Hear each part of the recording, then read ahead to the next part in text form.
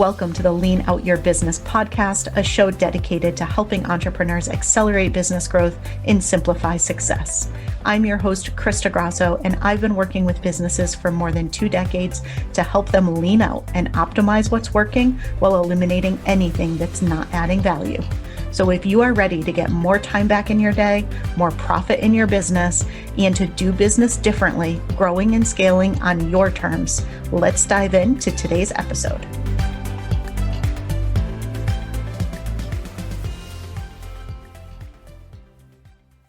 Hello, and welcome to another episode of the Lean Out Your Business podcast. Today is extra exciting because I have 2 guests with me today instead of just one. So today we're going to be talking about taking your business and scaling it from 100,000 to $1 million plus.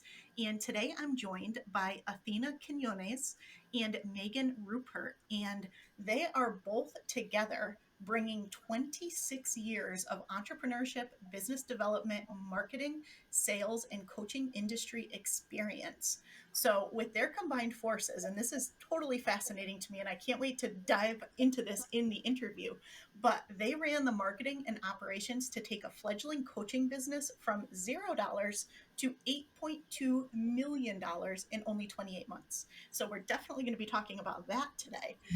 And their passion is helping impact-driven women to achieve their goals, break through all of their limitations, and build coaching empires that can really change the world. So Athena, Meagan, welcome. I'm so excited that you're both here. Thank you for having us. We're excited too. We love to support other women and just to be real raw and communicate with one another and share our success stories, our challenges and everything, because that's how we all learn and grow and network. So thank you for having us. Of course. Tell everybody just a little bit how you got onto this path and got started. And then I can't wait to dive right in and start talking about what you did with this coaching business. Awesome. So, both of us have been, Athena was an entrepreneur, which she didn't even realize for a really long time, back in the early 2000s through Etsy, right, Athena? Or not Etsy.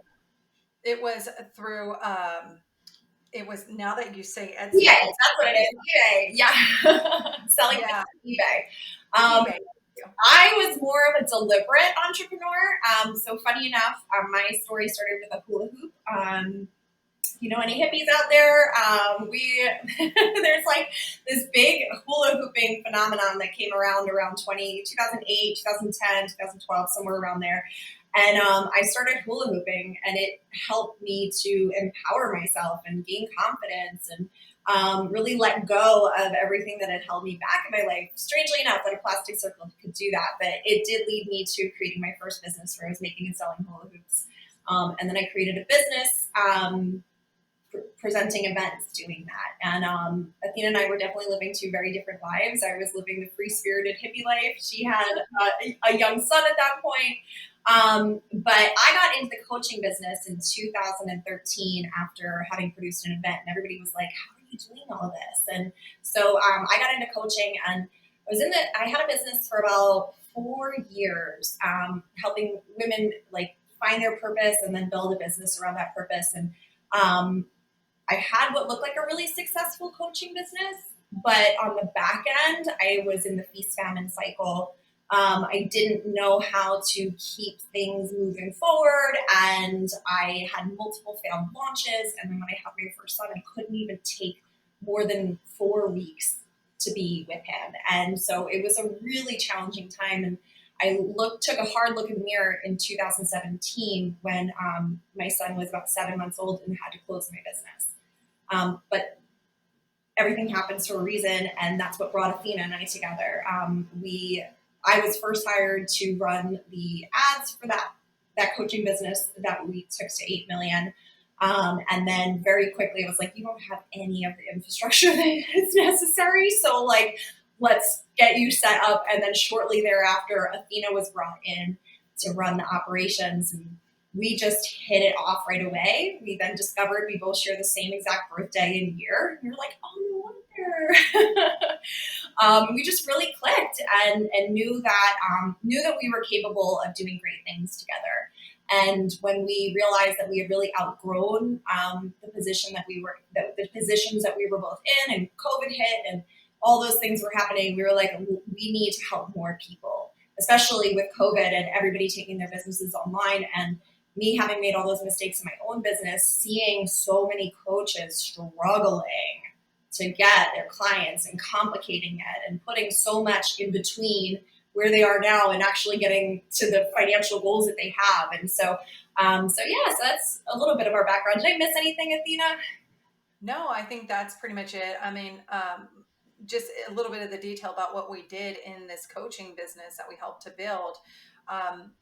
Meagan was the head of operations. I was the head of, I was the head of operations. Meagan was the head of marketing. But I also was human resources. And, in small businesses, you have to wear many hats. So I also was a sales manager. So I wore a ton of hats.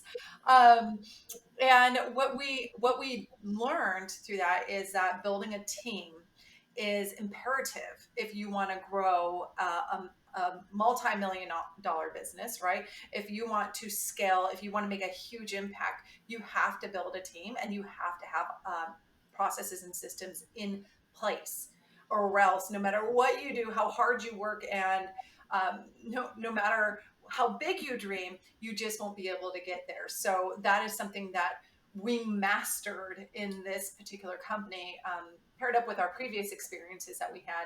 And that's what we bring to the table today to our own clients in our business scale. Yeah, I love it. And I'm sure you guys see this too, but I find that so many people resist adding systems, defining their processes, and building their team. And they think they want to keep things much more simple by doing it themselves, but they don't realize they're actually preventing themselves from the exact results that they want to get and going the hardest and slowest path forward, honestly. Do you find that a lot with people too, that early resistance and then that complete relief and why didn't I do this sooner after they actually make the step to do it? Yeah, it's funny because we just jumped off of a coaching call with some new clients of ours, and we were talking about how they had tried to hire before, and this is just one example. They try to hire and bring on roles, but they failed miserably, and it was because they had no idea what they were doing. They didn't have any systems in place. They had no processes. They really didn't know what this role was going to do and how it was going to impact their business and help them to grow. And so they fell flat on their faces. And that was a loss of time, a loss of revenue, and a lot of frustration. But we see this so often with our clients and with other people in their coaching business, that they're trying to do something that they don't really know. And instead of getting help and support from experts, they just keep on shooting in the dark and they keep on trying. So it's having clarity on what you need and actually having the will to go get it. That is so critical to you being able to scale fairly quickly in your business and to be able to get out of being stuck where you are. Yeah. And if I could just add one thing to that is like, I think a lot of coaches, they like put the cart before the horse. And so it literally, like you said, it's like, it is literally the thing that will keep you from growing where you want to go, because you're like, oh, no, I'm not ready to hire yet. I'll do that once I get to this point. Just the same as like when you hear people, oh, I don't need a coach yet. I need to get a few clients before I can afford that. It's like, well, but you're not going to get the clients to afford that. You have to be willing to make that investment. And when it comes to hiring, it's like, it's a time investment, a big time investment, but it pays off really quickly financially when you do that work. Yeah, I 100% agree. And I'd love to dive in a little bit more. So sometimes you can get yourself to 100,000 by yourself or by yourself with a VA. You usually have worked really hard. You're wearing all the hats, you're doing all the things, and you're pretty darn exhausted, but you can do it. But you really can't get yourself to seven figures or beyond without that team. So, what are some of those shifts that are necessary when you do want to take your six-figure business to 7+ figures? Meagan, I'll let you speak on this one. All right, no problem. So there's a few things, and we have like an order in which we hire into our company and for our clients, and usually it's like getting a VA, but a VA who does the right things for you to drive revenue. And then the next person that we usually have our clients hire is bringing on somebody who can help you with sales. Because if you are going to have enough sales in your business, you need to have enough calls. And in order to have enough calls, like that's going to be a lot of time. And so we want to get our CEOs into their zone of genius as much as possible and as quickly as possible. Because as you know, once things start going and you start converting clients, and especially if you're working privately, like that's a lot of time. And then the rest of the time you're spending on sales calls, when are you ever going to be able to drive your business forward? So we get you out of that really quickly. So hire that salesperson from there. And then usually we'll, depending on your lead flow, we'll bring in another salesperson. We might consider bringing in a sales manager. But from there, we also bring a big focus on bringing in someone who can really get you out of the day-to-day in your business. And this is a big game changer. And I'm blessed enough to have Athena. She's blessed enough to have me, excuse me, because we, in a partnership, I am more of that visionary kind of marketing, like big picture. And Athena has that operations, like day to day, right, amazing managing our team. And me, I'm like, oh, la, la, la, like I can take the business where we want to go, but like it might be a mess behind me. And most entrepreneurs are programmed as visionaries. And so what we recommend for most of our clients is that like once you've got the revenue coming in, that it would be very good for you to focus on bringing someone in who can actually help you with those operations pieces, that they can take your ideas, because you know how many ideas we get on a daily basis as those visionaries. They can take them and say, well, is this a good idea? Like, okay, great, this is a good idea. How are we actually going to implement and make this happen? So they really help to bridge the gap from this amazing idea, big picture, and how do we actually pull this off in the next 90 days, 120 days, whatever that might be.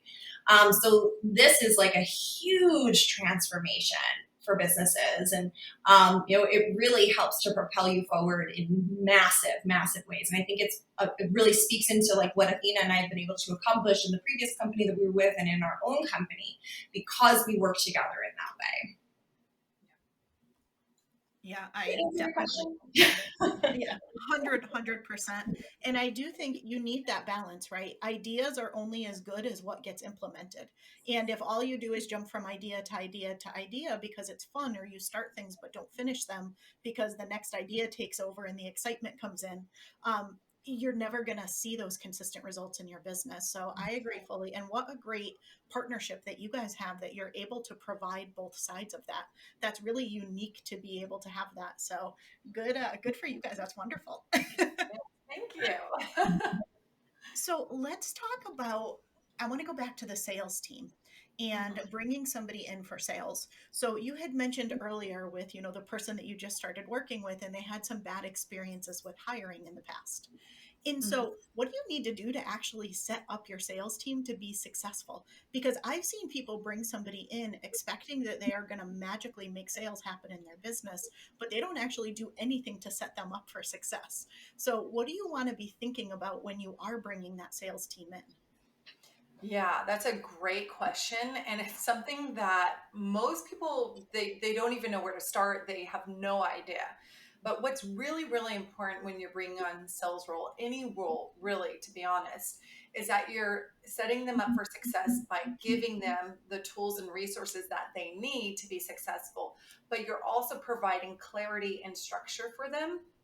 So for one, if you have somebody coming in doing sales, you need to decide, are they the one that's going to be generating leads, or are you providing them leads? Because those are two very different types of sales professionals and what they're going to do for your business.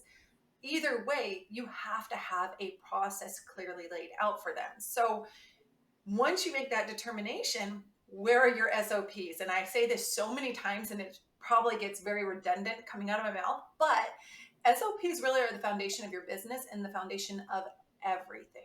So how are they going to operate? What are your expectations? What are the outcomes that you want What are the tools that you're giving them to be able to achieve this? All of those things need to be laid out. Now, for a sales professional, that might be a CRM that helps them to manage their leads.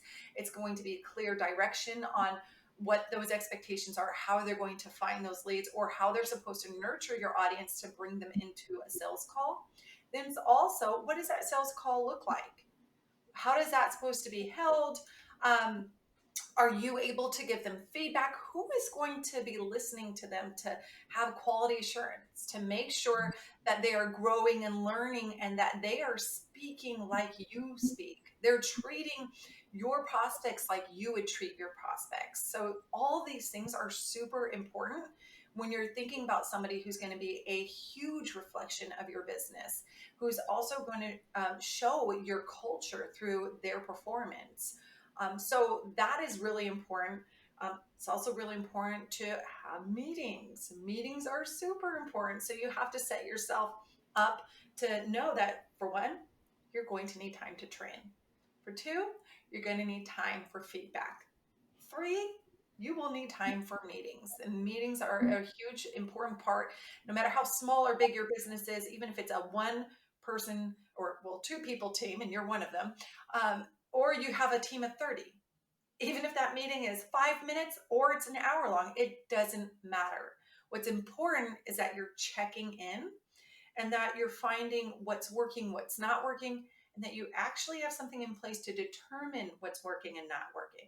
So, for example, one of the ways that we track the performance, and these are things that we provide to our own clients, is we have spreadsheets that manage and monitor conversions.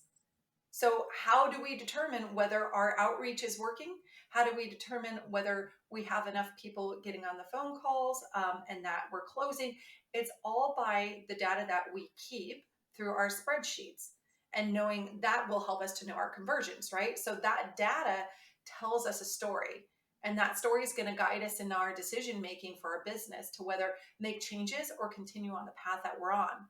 And that is important with a sales professional, with, again, any role in your company, but really sales, that is like one of the biggest babies in your business. And it's one of the biggest challenges you will ever face. Managing someone in sales, that's tough. Sales professionals can be really tough. So you just have to set yourself up for success as a leader, just as much as you're setting them up for success in your company and in that role. And if there's one more thing I could add too, is like, like Athena said, like have the clear expectations, but what's also important for you to understand is that you have your expectations clear, because your person is not going to step in and start closing like this. It's going to take a little bit of time.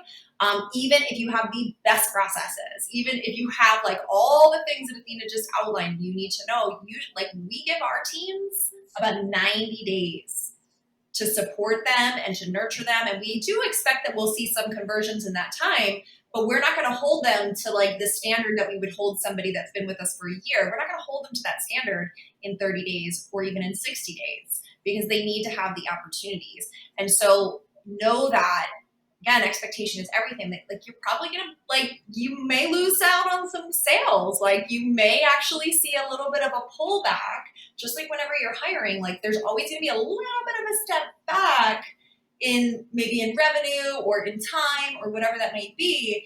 But it's so that you can take that big leap forward in the future. And as long as you follow through on everything that Athena just outlined, it's like you will see the results from doing that. Like if you really follow through and support them the best as possible, they will get results. It might take you a couple people. You might have to bring somebody else on. Sometimes we'll even, depending on the amount of leads that somebody has, like we might even bring in 2 people at a time, 3 people at a time, so that we can train them all at the same time.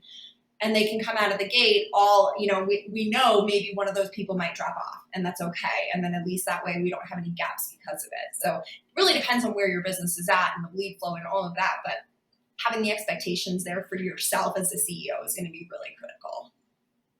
Yeah, I mean, so much gold in what you just shared. And I really do think critical, right? You have to set their expectations. But Meagan, I love how you said, make sure that your expectations are set as well. So that they're not coming in and you're like, they don't know what they're doing. They're not getting results. They've been there 5 days, right? It's Like, to be realistic. But I think the theme in so much of what you had just said was it's really more that true visionary and CEO type mindset. It's looking at your business and thinking about the long game instead of only the quick wins. And so, how does somebody make that transition from more of like that owner operator mindset to that true CEO type of mindset? mm, That's a good question. that is a good question. I actually just harped on this to our clients in the last call. I get on my soapbox every once in a while. If you can't tell, but I actually specifically said this. Is it was like the biggest shift I think that that a business owner can make to go from owner operator, solopreneur to true CEO capable of building, a 7, 8, 9, 10, whatever figure business, is this concept of like reinvesting and knowing that the revenue that you're bringing in today does not equal the paycheck that you're going to give to yourself tomorrow, right? Like to know that when you're growing, that you're growing, like build for the business that you want, not for the business that you have today. And so when you do have, that $10,000 pay in full, don't look at that as like, okay, let me take the taxes out. Let me get my CRM covered for the month. Like, okay, now I'm going to pay myself. Like, yes, pay yourself. Absolutely. But how are you going to take that and put that into the business to drive the business forward? And Athena and I, obviously, we're really passionate. I know you are too, about like having those systems and processes, having the teams, delegating, because this is the thing that will drive you forward. And so when we talk about reinvesting, almost always it's what's the next role that we can bring into the company to drive us forward. And we get excited about that. I think we get more excited about bringing a new role into the company than we do about taking home like a nice looking bonus or paycheck. If I can also speak into that. So this is a great challenge that a lot of people have. Not every coach was born to be a leader of employees, right? They could coach great, but they're not necessarily the greatest CEOs.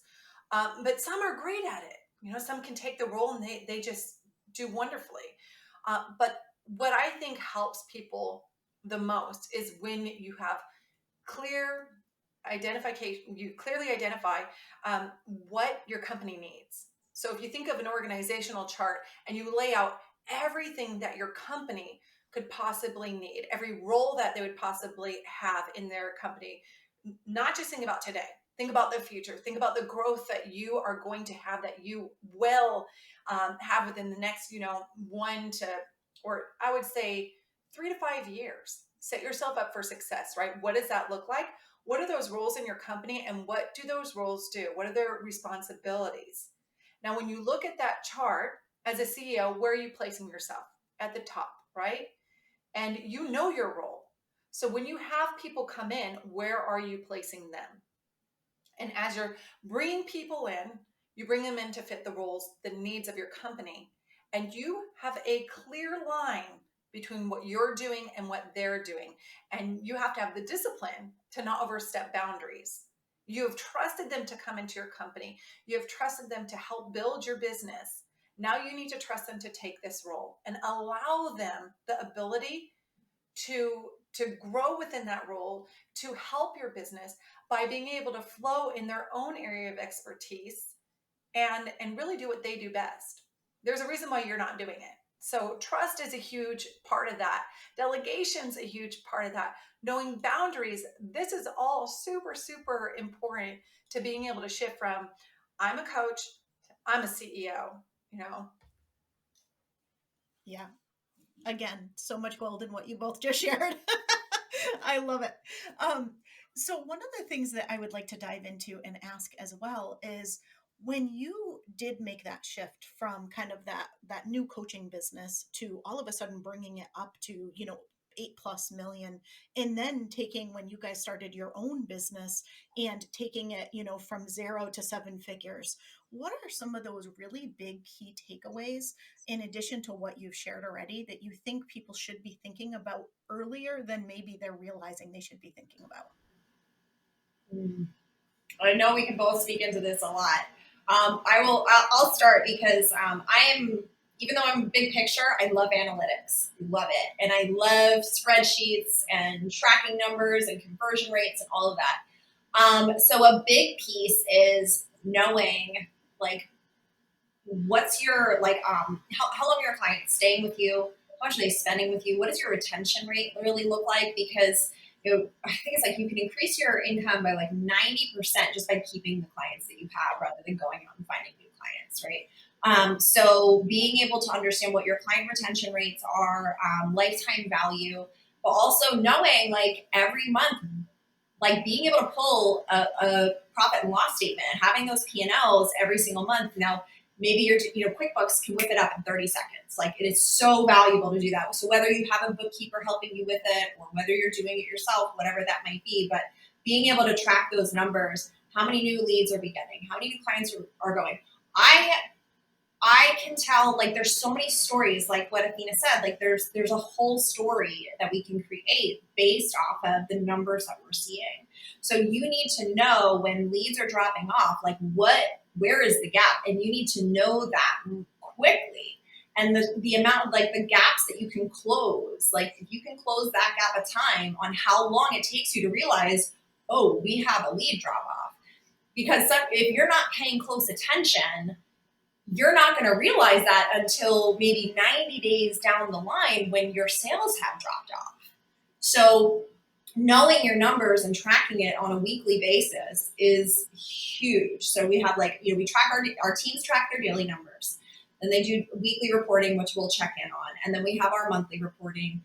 And then, we have quarterly and annual, taking a look at things. So tracking the numbers is so critical. We have our CEO metrics that really does make a difference in how you're able to grow, and knowing your profit margins. All of these things are so critical. I'm sure Athena has quite a bit to add to that. What's funny is, so Meagan and I work so well together because we, for one, our personalities are fit perfectly, but we have two very different perspectives on things, two very different educational backgrounds, everything.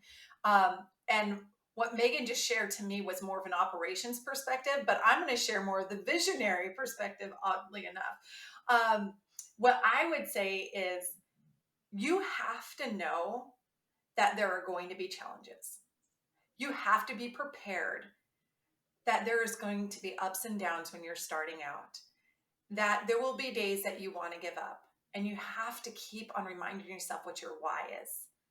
You should set yourself up for success by having somebody that's going to help you, by pushing you, motivating you, whether it's an accountability partner, it's a friend, it's someone in the business that you can go to and talk to, it's a coach.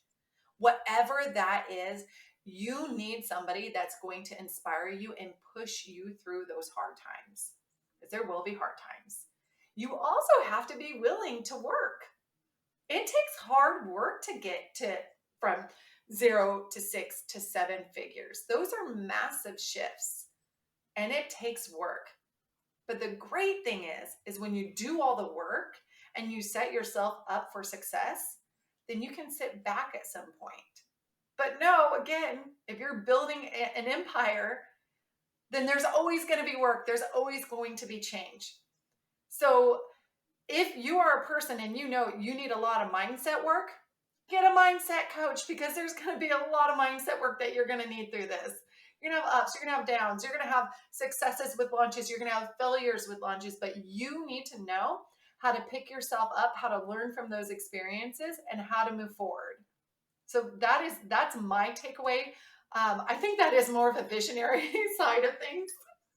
But yes, systems, processes, all that, super important, very, very important. I don't think you can grow your business really successfully and keep it in a point of growth without systems, processes, and metrics.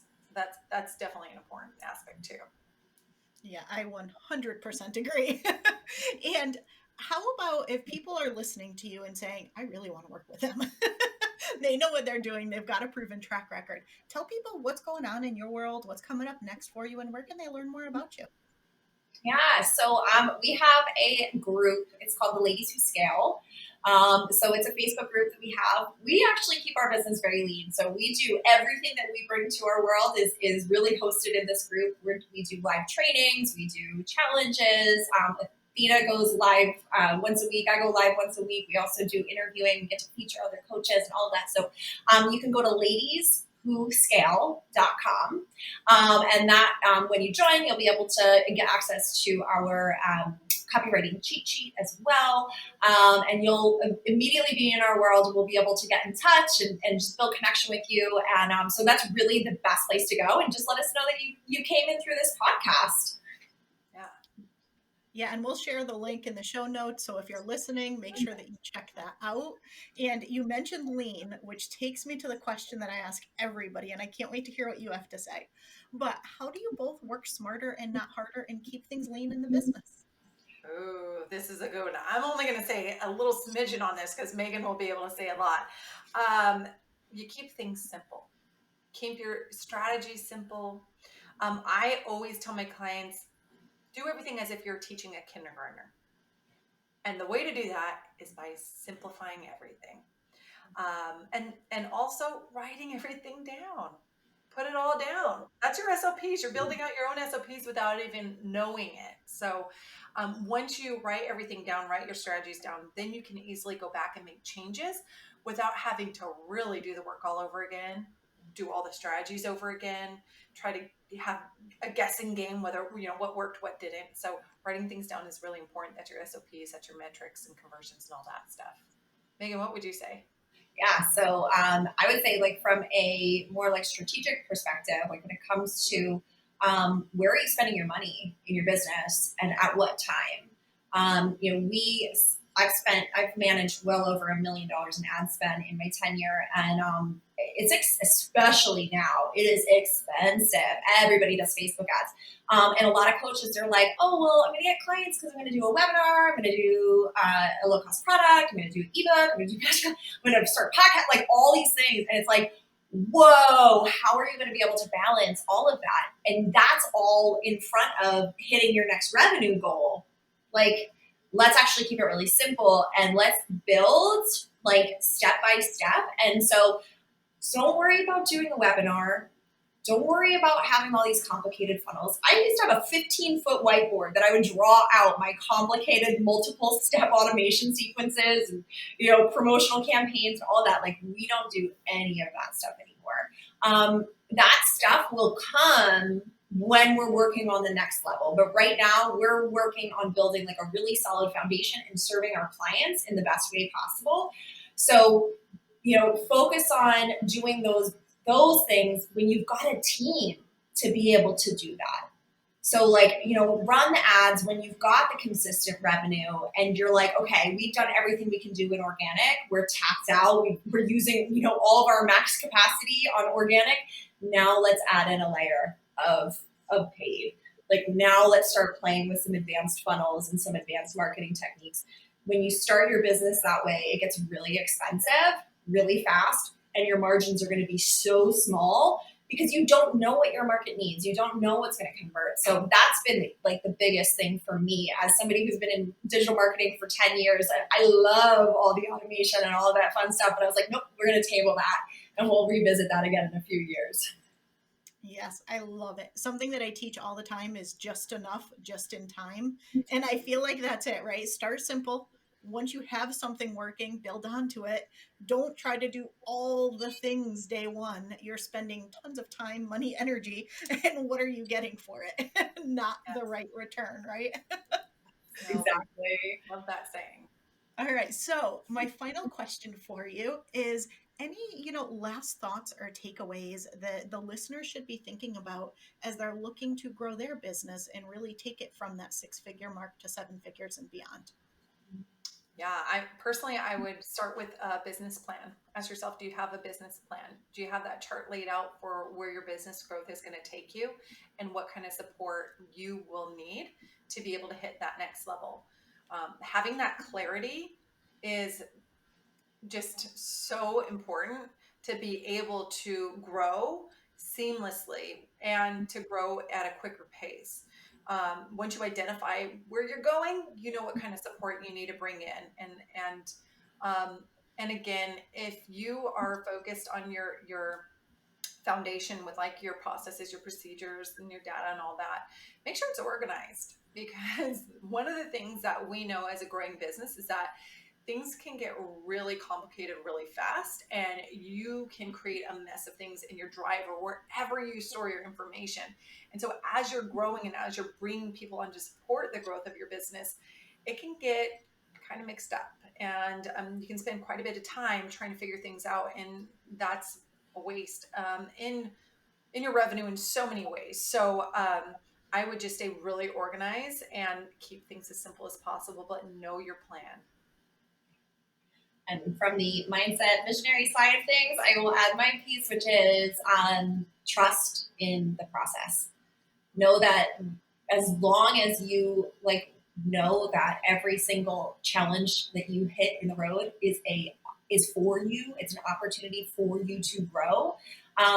Then the sky's the limit. Like, you're never going to get slowed down. Like, yes, it's okay to throw your arms up, get frustrated, walk away from your computer, maybe slam a door, get it out, but come back, get ready, and sit down and really know that this is, it's literally being delivered to you because this is a new skill that you need to learn. And especially if you're in the coaching industry, usually this is a new skill that you're learning to be able to support your people. That, Athena and I always bring that to every single time that we hit a gap in our company or a challenge. I'm like, great, something new we can teach our clients. Awesome. So that's just trust in the process. Trust yourself that you're making the right decisions. Trust your team that they're making the right decisions, that they're supporting you.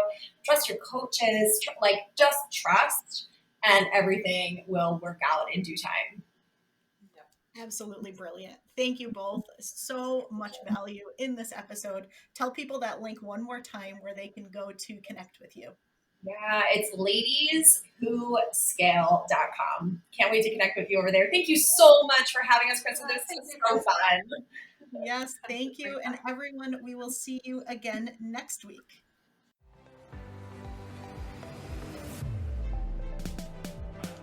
Thank you for joining me for another episode of the Lean Out Your Business podcast. I hope you got a lot of value and actionable insights from today's show, and would love if you take a moment to leave us a review. If you have any questions on today's episode or on how to lean out your business, join us over in our private Facebook community, where every week we do live training and Q&A, and I'd love to have you be part of the conversation. Head to leanoutmethod.com/group to join us. And before you go, be sure to subscribe to the show so you're the first to know when we release a new episode. We'll see you next week.